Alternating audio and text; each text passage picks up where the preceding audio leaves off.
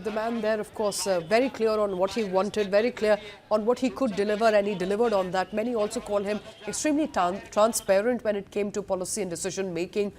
He would agree to a certain policy, he would agree to a certain promise only if he knew he could deliver on that promise. That's what many of his constituents are also telling the media, and you know, those reactions of course continue to pour in on your screens right now. Visuals coming in from Baramati, the last rites of Ajit Pawar, and you know, as his constituents, his friends and family bid him goodbye, he's leaving behind a very rich legacy and a vacuum in leadership as well. So what really happens to his faction of the NCP, that remains a question. Will his sons take over? What really happens there? I think, Shweta, that's $1 million question, because, you know, right now it's going to be a completely different day tomorrow. Because, you know, there are 3-4 contenders to the post, and I think the most strongest one is Sharad Pawar. That if the two factions unite, then Sharad Pawar, because he's the most respected and widely accepted leader as far as NCP factions. So, but then what happens to Maharashtra politics? That's what I'm saying. I was coming to. Right? He's the first choice. But then there are others. You know, Sunetra Pawar might want to stake claim, though he's not very politically that active and all. But she can stake claim. Then there are other, you know, players like Sunil Tatkare and you know, Jayant Patel and you know, Chhagan Bhujbal. But they don't have the heft. They don't have the heft, and they don't have a complete near unanimity as far as both factions are concerned.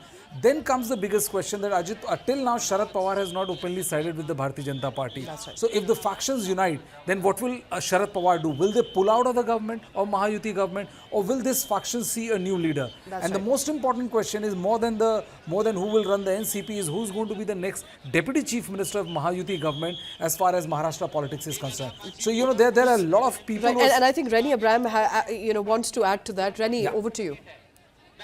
Yeah, absolutely. And, you know, Shweta, I would like to add here that, you know, I feel somehow that the legacy of the assembly constituency of Ajit Dada is more likely to gravitate through a familial decision to probably reintroduce Parth Pawar, who had lost the Lok Sabha elections in 2024 when he was pitted by Ajit Dada against Supriya Sule. Now, Ajit Dada had subsequently even honestly admitted that it was not a good decision of his to have fielded, you know, a family member against another family member. So somewhere I suspect that the Parth Pawar's candidature for the representing the Baramati seat might become suddenly the you know, logical political move. But that would leave again the vacuum about the DCM's post, you know. So there the NCP would certainly have to consider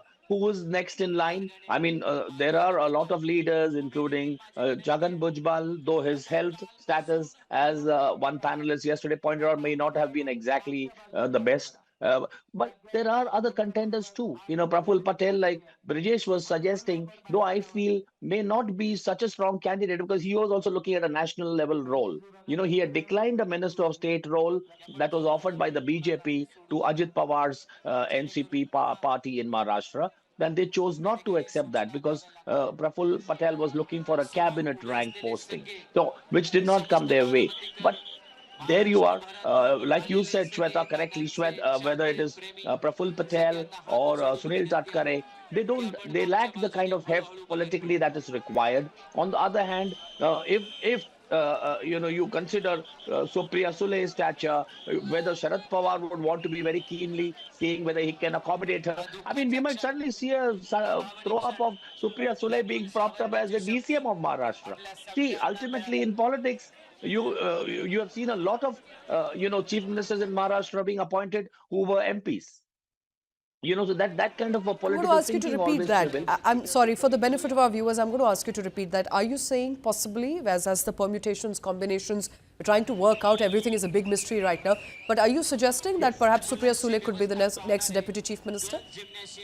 See, politically, and this is just an observation I'm making from what I have, you know, understood of politics over the last 32 monsoons, you know, based out of Mumbai and Maharashtra. And so I see these things have happened. We've seen Sushil Kumar Shinde, for example, who was the Lok Sabha MP of the Congress in 2004, and he was suddenly brought in and made Chief Minister of Maharashtra.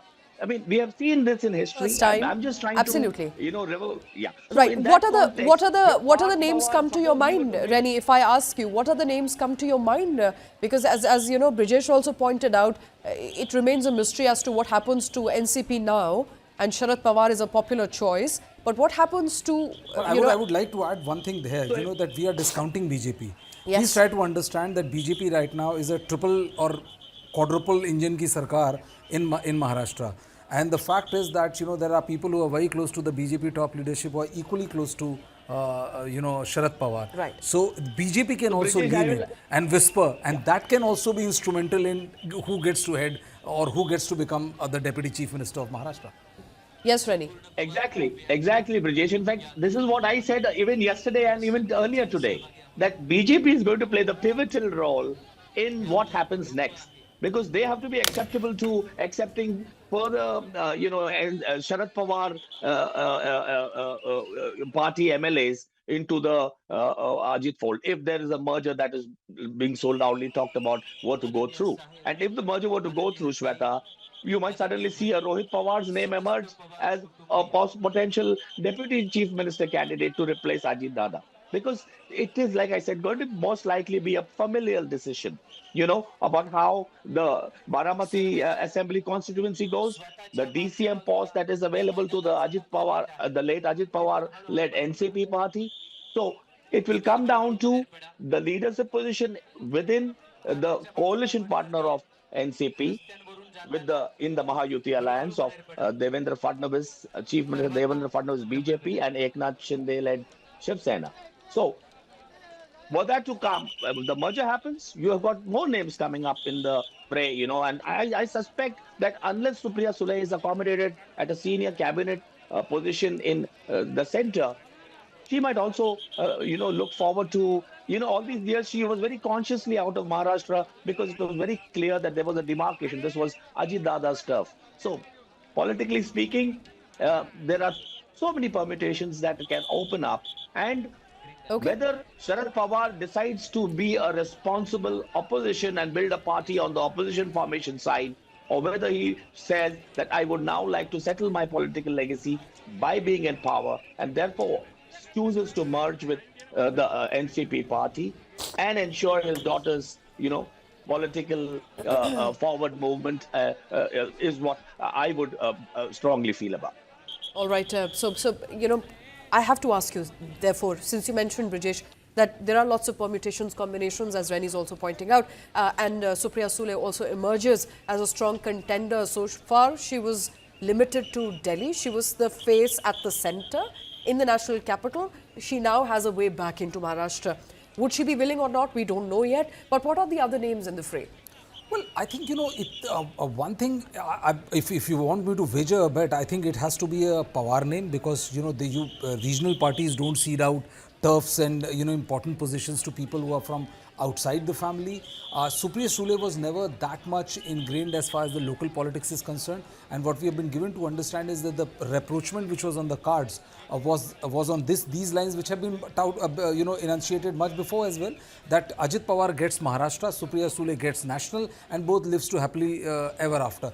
But the fact of the matter is that with demise of Ajit Pawar, a lot of those equations have changed. Unfortunately, there is no second rung Pawar leader. Parth Pawar contested the election, lost. He doesn't display that kind of interest as far as politics is concerned. Rohit Pawar name is there. There's another, nephew of Sharad Pawar who's also pretty active. So it'll be very, very interesting to see who gets to don the mantle. Many are also speculating whether Sunitra will also, Pawar would also want to come and, don the mantle. So, there's a lot of speculation right now as we speak, which is going on. And it'll be very, very interesting to see what kind of role does Supriya Sule gets to play as far as this next turn of event at NCP, both factions are concerned. All right. And what are the possibilities of both factions coming together? Because, I'm going to go back to what Mamata Banerjee said yesterday. She, of course, also attested a motive to it. She said there could have been a sabotage. We don't want to go into the details of that just as yet. Mamata Banerjee is just playing politics. Exactly. So that's also a lot of conspiracy theory there, and DGCA, AAIB, all of them are doing their job, trying to ascertain the circumstances under which that airplane went down. But if I were to ask you, if you look at one thing, Shweta, BJP numerically doesn't need anybody. And there are more than enough, players in the market for them to attempt something of this kind. So Mamata Banerjee was just playing politics, and I think, Sharad Pawar rightly said that right now is not the time to play politics.